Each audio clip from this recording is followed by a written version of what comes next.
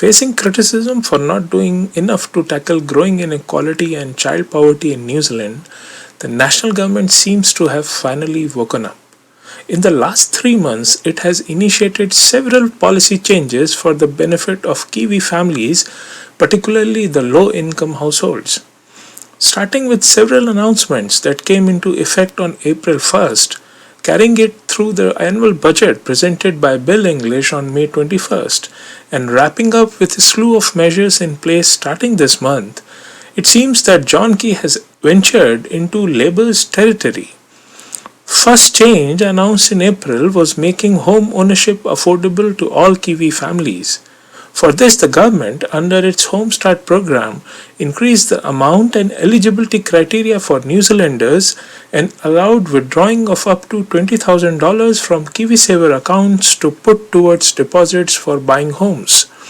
Other changes included increase of paid paternal leave by 2 weeks to 16 weeks, an increase of paternal tax credits from $150 to $220 a week, with the entitlement also being raised from 8 weeks to 10 weeks. There was also an increase of 50 cents in the hourly adult minimum wage to make it to $14.75 now.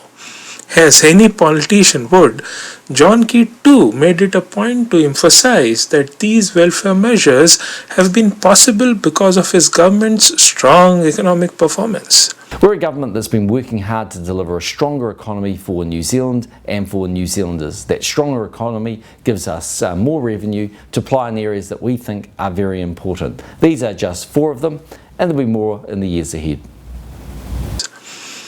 Following his leader's cue was the Minister of Finance Bill English, who announced in his annual budget speech that benefit rates for families with children will rise by $25 a week after tax from April next year. We believe there is scope to increase benefit rates for families to help ensure they can pay for family necessities. On April the 1st next year, benefit rates for families with children will rise by $25 a week after tax. Additionally, April 2016 will also see changes to the Working for Families scheme, which will give more financial support to lower income working families who are not on a benefit. Low income working families earning $36,350 or less a year before tax will get $12.50 extra per week, while some very low income families will get $25.50 extra per week. Moreover, childcare assistance for low income families will be increased from $4 to $5 an hour for up to 50 hours of childcare per week per child in April next year. Final chapter in the boost to Kiwi families came into effect from July 1st, which included free GP visits and prescriptions to all children under 13, which will benefit over 400,000 Kiwi kids. Earlier, the age for this was only 6. And so as of tomorrow, 1st of July, you'll start to see some changes which will reduce the costs that everyday New Zealanders face. They include cheaper ACC registration for your car and no charge when you take your child under the age of 13 to the doctor. Affects about 750,000 kids.